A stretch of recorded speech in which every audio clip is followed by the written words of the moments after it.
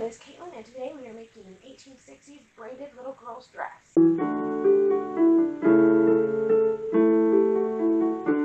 Alright, so we're going to start making this little girl's dress. So this beautiful light blue wool, it's from Berlin Trowbridge. It is gorgeous. And quite honestly, if you've not felt their wool stuff, you would think it was cotton because it is so fine and thin and has a beautiful drape to it. I love it. It looks magnificent. It's very reminiscent of period wools, and it makes me so happy.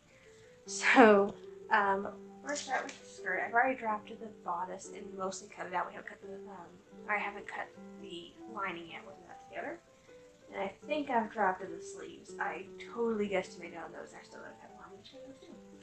But I think for the skirt, we're gonna try for 1.5 breadths of wool. So if I was doing a full size 1860s woman's skirt, I would do 3 breadths.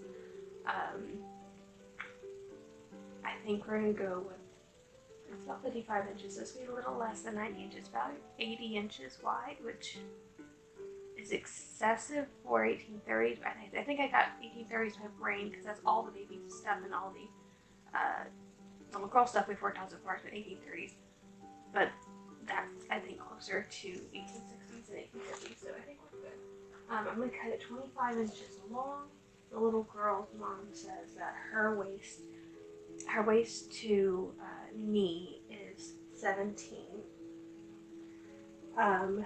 However, I want to add in some pretty good tucks, and I do want to fold over the very top edge, as is typical. So I decided to cut 25.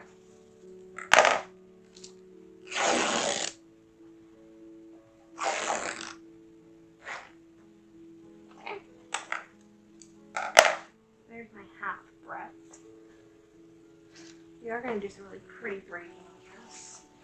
But as of right now, that's a pretty good breadth. I do need to cut 2 more sleeves. So I kind of want a petal sleeve shape, and so what I did was, that's one. I think it's going to look a little bit more like that. That's the goal. I think I measured that right. Basically, I took the pattern that I made and I set the pieces together and I measured the entire arm side and I added a couple inches of ease and a couple more inches for fold over. So I think we're good. If nothing else, it'll meet like this and it'll be just a little copy of my bridal gown, which actually works out even better. So either way, I'm happy. And I'm going to line it in the same fabric just because it's an open sleeve. Here it goes underneath it. It was either this or I find some, well, I typically use the bridal silk too. A little light silk would have been really nice lining, but it doesn't work. I used to say that I hate drafting sleeves, but I've gotten pretty good at it. As I just kept trying, and eventually seems like I kind of got the hang of sleeves.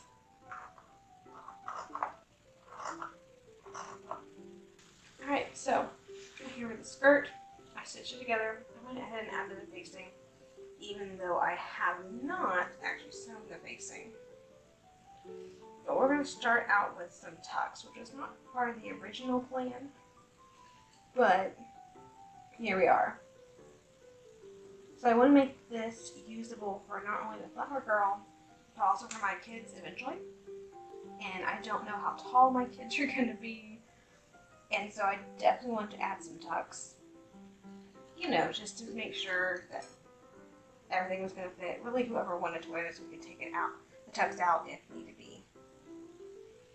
So I'm marking 2 1.5-inch tucks. So that's 3 inches of extra fabric, which is pretty good. Good amount of fabric there. Then I'm going to sew the tucks. Let's see. Alright, so we're back at the beginning. I started only doing 1 tuck and then I decided to do 2 halfway up. So we're going to go ahead and finish this. But yeah, it's going to come together. I do have the bodice stitched together. I need to make piping.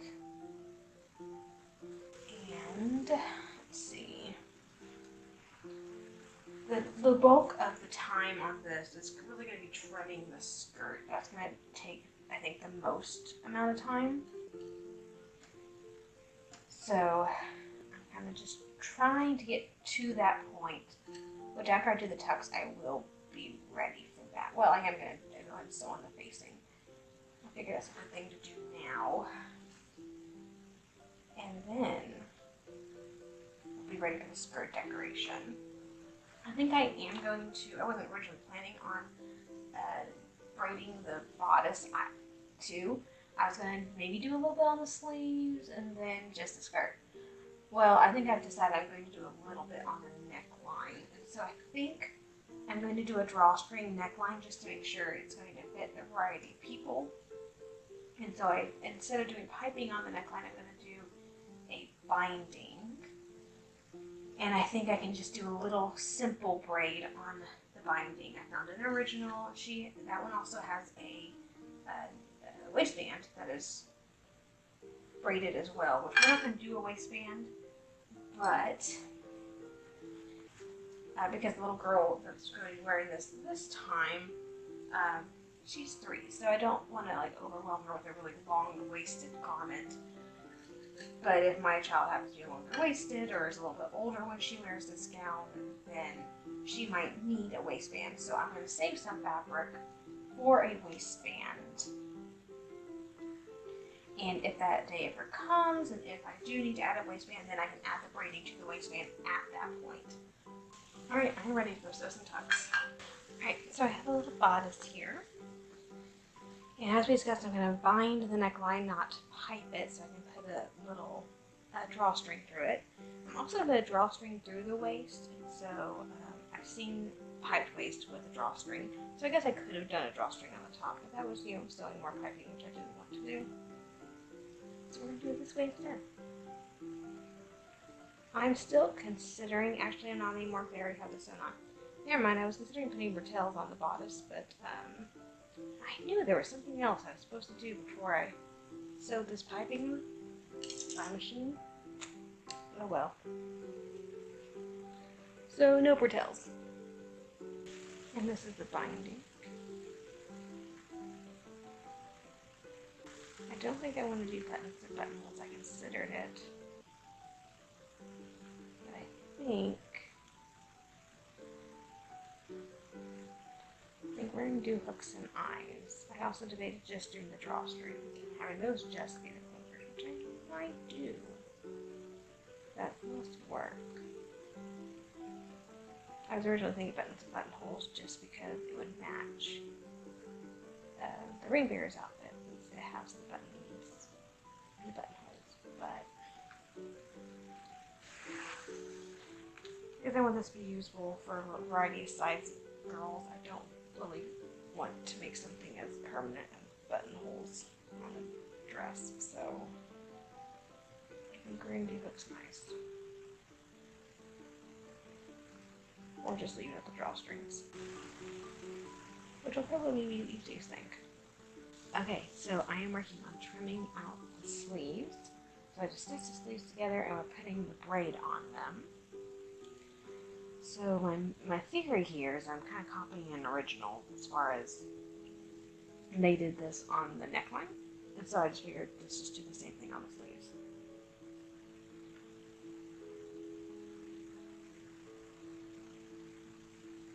Make it easy.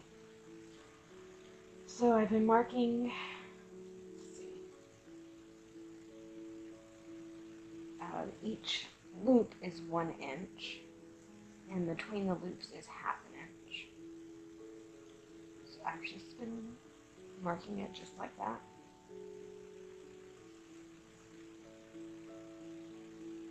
It's taking a lot longer than I expected. And this should be the hardest part. I don't think the skirt's going to take quite as long. And I can print out that pattern, mark it on the skirt, and then just stitch that on without having to measure anything. The measuring is taking quite a bit of time.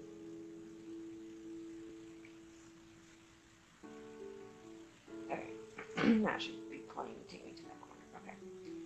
And then I take it and I loop that inch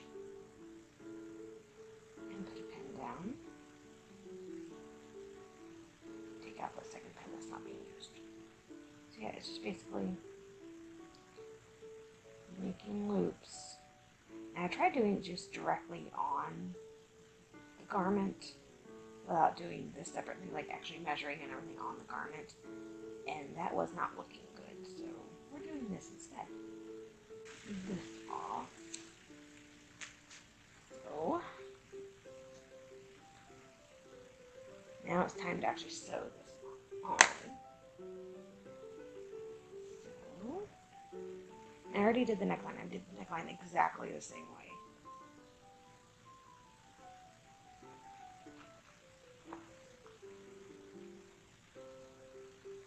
This is the easy part. I'm just kind of doing like a basic running stitch.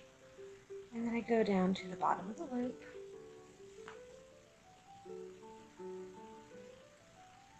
Put a stitch in, put a stitch out.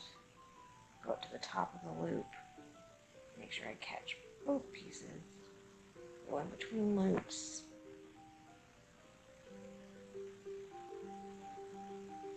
Go to the bottom of the next loop. Now that the sleeve is trimmed, I'm putting it into the arm side. Even though this is a machine sewn dress, I'm still doing it by hand.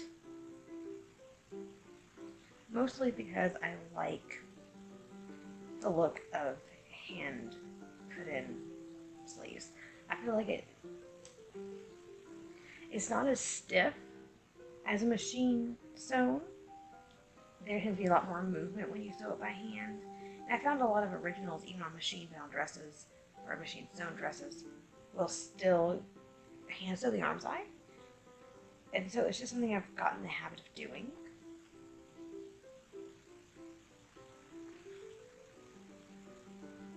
But I do find that it lays better when you do it by hand.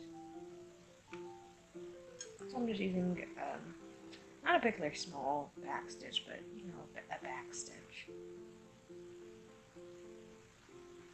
It's hard to do a small back stitch through all these layers, so. And I'm going to print the original design of the skirt braiding.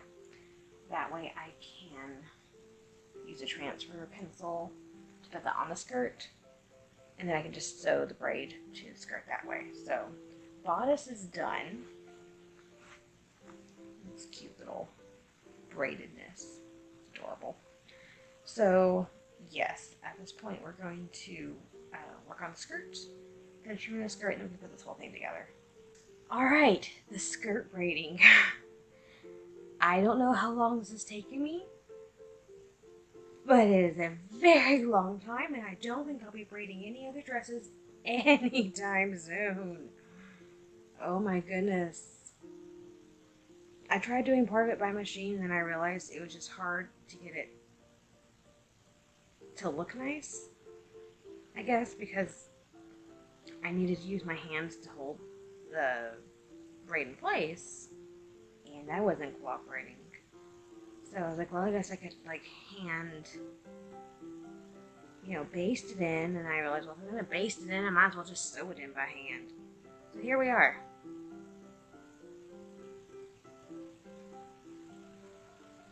Very much regretting my decision to do this. Yeah, after this is just sewing. Oh, I guess I gotta do the gauging. That might take a bit of time. Actually, I'm gonna pleat this thing. It's gonna take far less time, I think. I'll look into it.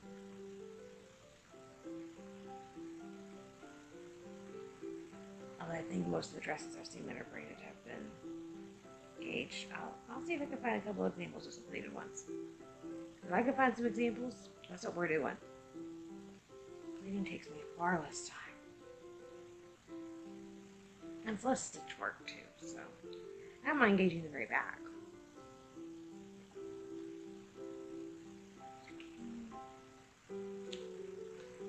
Alright, you're so close. Is it absolutely adorable? Yes. Will I do this again? Probably, because I am a glutton for punishment and I always forget how terrible things are once they're done. But, you know, probably not for a while. I'm gonna remember this. Alright. So holding things sewn in. Now I just have to attach it to the top. I will say for braiding patterns, it's probably the simplest braiding pattern I possibly could come up with. And it kind of makes me happy because inadvertently these are little hearts on top. And I thought it was like perfect for a wedding. As I'm sewing them, I'm realizing this. So, you know, I think it worked out really well. These little loopy things, you know, look like what I did on the skirt or the sleeves and the top. So I figured overall it looks really good together. And it matches the wedding theme, I guess. And it's done. So that's the important part. Alright, second to the last step. We are putting the skirt on. So I did end up finding some evidence of some dresses that were pleated. The vast majority seem to be gauged. But this is so much faster. For me, I mean, I am of the firm belief, as are a lot of people, that you are either a gauger or you're a pleater. I have a good friend who is not a pleater. Math never works for her, and she gets frustrated, but gauging, she can just do the gauging threads, and she pulls it up and it fits every time, so she likes to gauge. I have other friends who hate gauging, like me. You're either a gauger or a pleater. And you can do both, like I can do both, but you always prefer one or the other, and you're always better at one than the other. I just happen to be better at pleating. So yeah, let me know in the comments whether you are a gauger or a pleater, if you know that. But right now, we're just tacking plates down to the waistband, or not to the waistband, but to the piping. And I'm about to go find some silk ribbon. So we are going to trim out the original, I guess, illustration from Godey's, where this braiding pattern is. It shows a little silk. It looks white, but you know, it could just be a light color belt and some bows up the shoulders. I thought we might do the belt. I don't think we're gonna do the bows. Eventually, yes, when I'm wearing, like when my daughter's wearing this, yeah, we're probably gonna do bows. But for the wedding, I just think it'll be too much.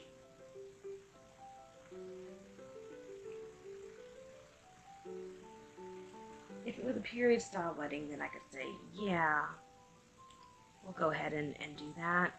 Because it's not a period style wedding, I'm just using my favorite bits from different time periods. I think it's best if we not do the shoulder bows. But I guess I don't have to cut the silk ribbon yet for the belt. I can do that day of. But I do need to get some silk ribbon to bead through and do the drawstring. Well, that's halfway done. I gotta do the other half now. But yeah, it's turning out super cute. I'm going to finish this part, and I guess we'll do the I'll come back for the ribbon part. Alright, last step, putting the ribbon through the neckline and the waistline. I already did the waistline. So I'm using just white silk satin ribbon. It's the same ribbon I used on the wedding dress, and the same ribbon that the bridesmaids bouquets are going to be wrapped in, the same ribbon that most of the decorations at the church are going to have. Of course, theirs is going to be wider. So yeah, it's all going to match me pretty. And I don't really need it to be that long. Let's see. That's good. Alrighty. We have a completed dress, and I have like 18 inches of ribbon left. And here we are. Isn't it adorable? I mean, that was a lot of work, and I don't ever want to do that again, but it's beautiful. It's actually very quite lovely. A little bit more 1860s than I was planning, I guess, for the wedding, but it looks nice, and it'll get used later on, so I guess that's a good thing. It's not going to be like a one and done, which I wanted it to, be able to use it again. So that's a good thing at least. But that fabric is just absolutely gorgeous. I love that wool. It is, I mean, Burley Trowbridge's wool stuff is always the best. I love it. It is so nice and light, and oh, it's just so nice. So it feels like a quilting cotton. Like it's so fine and it's so nice against your hands, and really, it is just one of the best things ever. So I love working with it. So I know it's wool, but it doesn't feel, I guess, like most people today think a wool feels like. And of course, the braid is just so pretty on it. It doesn't overtly scream wedding, but the thought is there with, the white trim on it. So I'm quite happy with it, and I'm sure it'll get good use throughout the years. And I'm excited to see it at the wedding and also, future at events. Anyway, thank you so much for joining me today as we made our little 1860s braided little girl's dress. If you enjoyed the video, please like and subscribe to the channel. And as always, have a fantastic week, and I'll see you back here on Monday.